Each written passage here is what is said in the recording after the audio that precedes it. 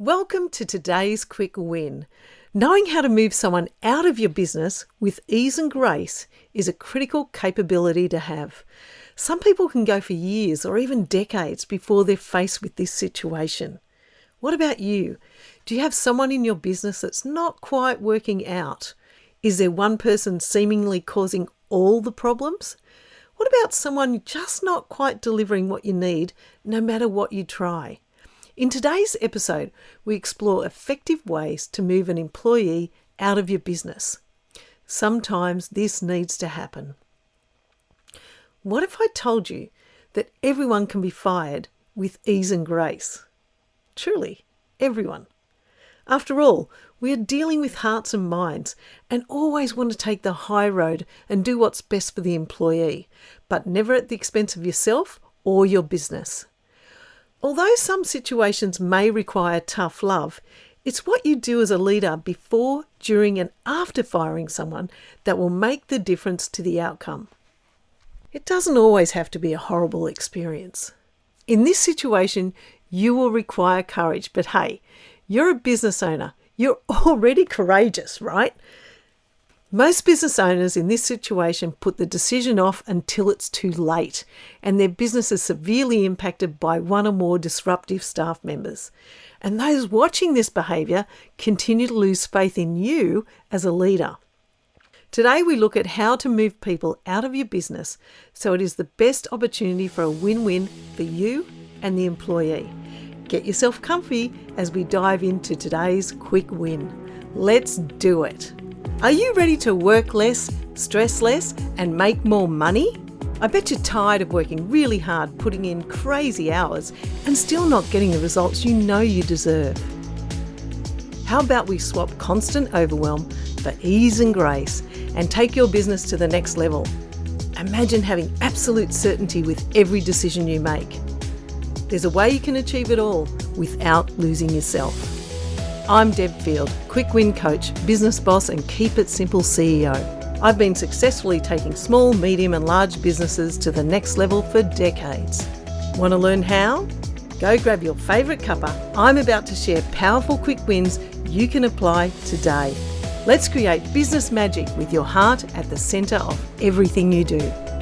When running a business with employees or contractors, it is inevitable that we will be faced with either performance management problems or attitude issues, and sometimes it can be both. Although it can be easy to point the finger at the employee when this happens, we are equally responsible for the way employees perform or act in our business. Now, before you go getting all huffy about me saying you're equally responsible, hear me out.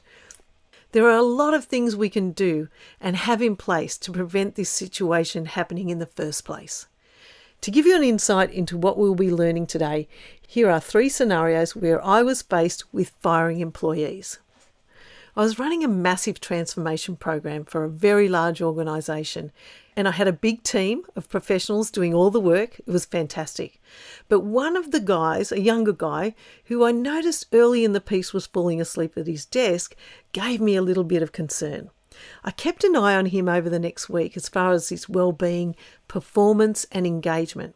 On all fronts, he was absent. He was falling asleep at his desk, clearly tired or unwell. He was not delivering good quality work, and he was not really engaging with anyone in the team.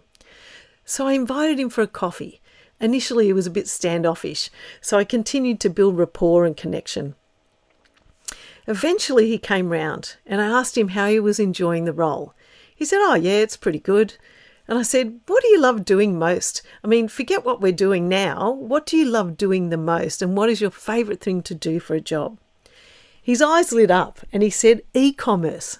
I said, "But you're doing data crunching for me." He said, "Yes, I needed a job and this is the job I got." I said, "You don't really like doing what you're doing." He said, "Yeah, not really." And I said, "Well, I noticed you're falling asleep and figured you were either bored or unwell. I'm glad to know you're okay." He said, "Well, I do play video games at night, so a bit of both really, tired and bored." We laughed. It was funny, you know. I said to him, "How about you and I meet tomorrow? Bring your resume. Let's work together to get you a job that you really love." He said, "Are you serious?" I said, "What do you mean?" He said, no one at your level ever cares about what I'm doing. I said, listen, it's important that we all do what we love. Otherwise, everyone suffers. I have a responsibility to the organisation to get results, and I have a responsibility to you to ensure you're okay, happy, and feeling successful. Unless these elements are working, it's a lose-lose as far as I'm concerned, and I'm a win-win person, so something's got to change. So to cut a long story short, we met the next day. We worked up his resume so that it was exactly what he wanted to do. We got his resume out to recruiters, and within 4 weeks, he had a new job. It was awesome. He was a completely different guy. His whole demeanour changed. He actually continued to send me Christmas cards for over 10 years and expressed his overwhelming gratitude every single time for me helping him find this path. We ended up getting a new guy on the team that absolutely loved data crunching. P.S. That was not me. That is not what I love to do, just so you know. You see, all it takes is a genuine interest in the person who comes to work with us and the willingness to help them.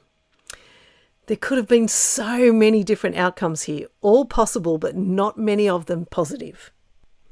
The second example is not dissimilar and resulted in the same gracious leaving from the team. But instead of moving him out of the organisation, I worked with him to find a new role within our business. He was also very relieved to be in something he could do and enjoy. Now, the third example I have for you was not so pretty. I had an employee who was accused of sexually harassing a customer. As soon as the complaint came in, I called a meeting with the particular staff member and asked a significant amount of questions to get their side of the equation. I took detailed notes. I took my time. I got as many facts as I could and ensured everything was documented. I asked them to take the rest of the day off because I needed them to move out of the organisation for that day. I then interviewed the customer, again asking a lot of questions, taking heaps of notes, and importantly, checking in on how they were feeling. It was very clear there were two very different stories going on here.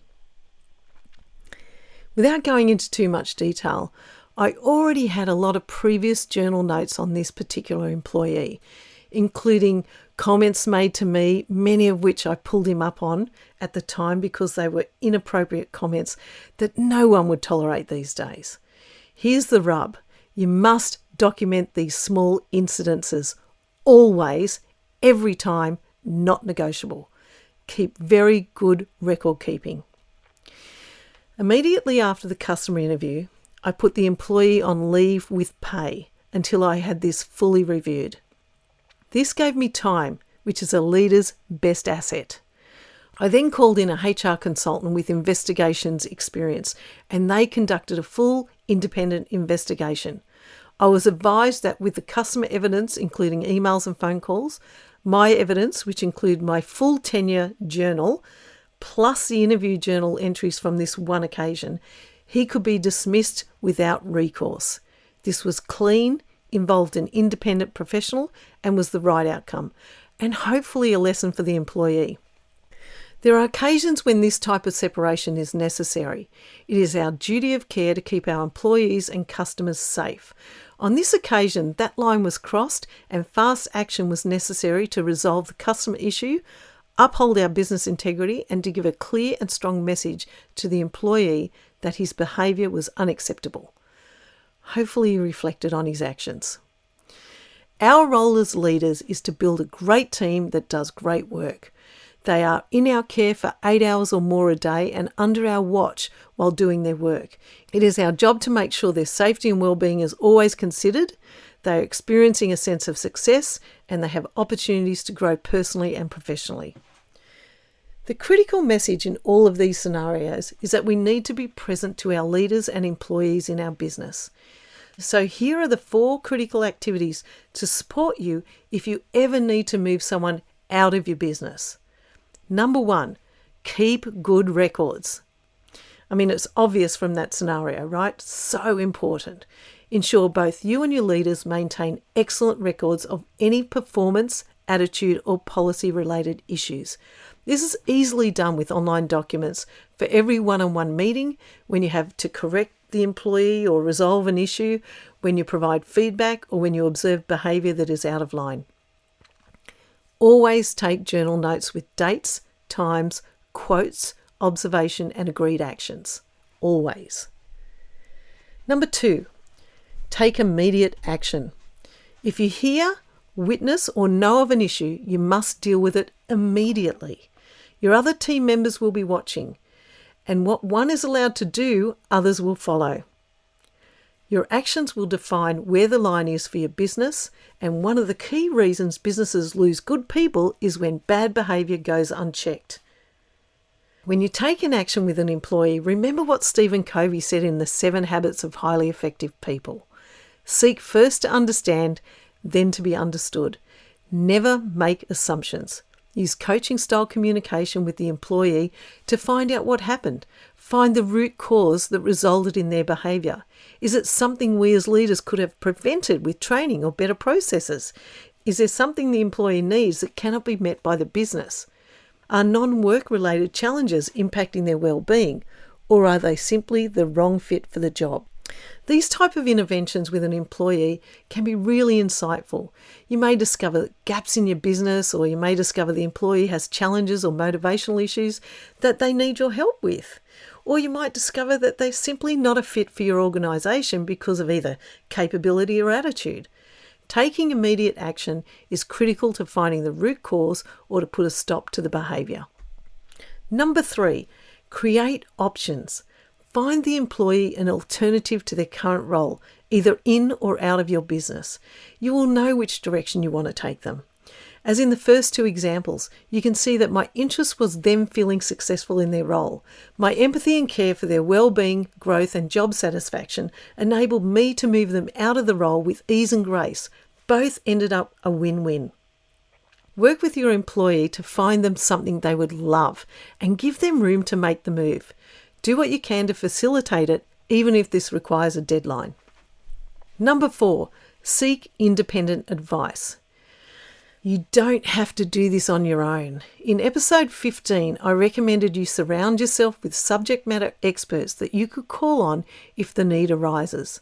Well, this situation may require you to reach out to an HR expert, a lawyer, industrial relation experts, or business mentors. Have someone you can consult to determine the actions you can take. If you don't have an external team you can reach out to, put this in place as soon as you can, as one day you will be glad you have those phone numbers of the independent experts when things go awry. Trust me, really important. And we cannot end this episode without addressing the elephant in the room. What did we do or not do to create this situation? Yep, putting on our big girl's pants again. There are 5 opportunities to ensure you employ the right person with the right attitude for the right position and enable them to be successful. So here we go. Number 1, create a comprehensive job description. Ensure you document the skills, the capabilities, the qualifications, the personality, the hours, the location, etc., etc., etc. Everything they will need to know if this job is a good fit for them. Ensure the advertisement is clear and targets the type of person you are looking for. Number 2, conduct quality interviews. Resumes are one thing, in-person interviews are completely different. These days, AI can create the perfect resume, but one thing AI cannot do is answer on-the-spot questions in an interview. Face-to-face, even if online, is an imperative step in the process. Plan your interview carefully. What is it you want to know? What will make them the right fit for the job? What do they typically do in difficult situations? How have they performed this job or something similar in the past? These are questions you will want answered during the interview. Under pressure, they will show their personality, attitude, strengths, and weaknesses. Number 3, employ a thorough induction process. Never take this step lightly. Ensure they are walked through all of the processes, introduced to the ways of working, provide a clear scope for their role, walk through all the safety protocols, share the details of the surrounding local area, the facilities, take the time to explain the policies and culture of the business. The more you invest in this induction, the better the outcome for all involved. Number 4, train or upskill your employees. Ensure you know your employees' capabilities. It's fine if they have gaps. Be proactive with training and upskilling to keep them current and confident. Provide opportunities for growth both personally and professionally. As Richard Branson said, train them well enough so they can leave and treat them well enough so they want to stay. Great advice. Number 5, create comprehensive processes. Ensure your employees know exactly how things work. Document as much as you can so the work can be done at the level the business requires. Create instructions for detailed work. Ensure you have measurement systems in place so you can monitor the performance. Now, you can go and listen to episode 10. It's a great resource for setting up measurement systems. Highly recommended you put these in place. Number 6, 360-degree feedback. Ensure your employees have the ability to raise issues with you, their leaders, and their peers. Never prevent an employee coming directly to you. You never know if you have a manager causing issues and someone needs to bring it to you. I've always been a fan of an open and transparent communication line. I'm all for prevention rather than cure. Do your best as a leader to put all of these things in place so your team can be successful. Celebrate their contribution. Thank them for their efforts. Create a culture where your team learns by doing and where mistakes are a normal part of growth. We as leaders have the privilege of nurturing those that choose to work with us. And if by chance things don't work out, at least have the kindness in your heart to create a pathway for success, even if it is somewhere else. So to recap today's episode, if you ever need to move someone out of your business, ensure you keep good records, take immediate action, create options, and seek independent advice. To prevent this situation and ensure you employ the right person with the right attitude for the right position and enable them to be successful, create a comprehensive job description, conduct quality interviews, employ a thorough induction process, train or upskill your employees, create comprehensive processes, and put in place a 360-degree feedback mechanism. Look, if you'd like me to be part of your external team of mentors or advisors, email support@quickwinsforbusiness.com and let me know how I can help. In closing, as business leaders, we are fully responsible for the professional health and personal well-being of our employees when they are in our care. So we want them to be able to contribute effectively, experience success, and grow personally and professionally. So do whatever you can to foster and support this objective and culture. As women in business, we have the ability to be professional, empathic, firm, and fair. Bring your strengths. Let's do this, because I'm totally excited for you to apply this quick win in your business. All the best. Have a great day. I hope you loved today's episode and it provides value to you and your business. There are 2 quick things you can do to pay it forward. 1, share this episode with other women you know and love. And 2, take 30 seconds to leave a review on Apple Podcast. This will enable more women in business to receive this valuable information. Let's share the love. Finally, go to quickwinsforbusiness.com, get your free business checklist and join our private Facebook community where I'll be sharing additional quick win tools. Let's work together. Join me here next week with another exciting episode sharing more quick wins for your business. Have a great day.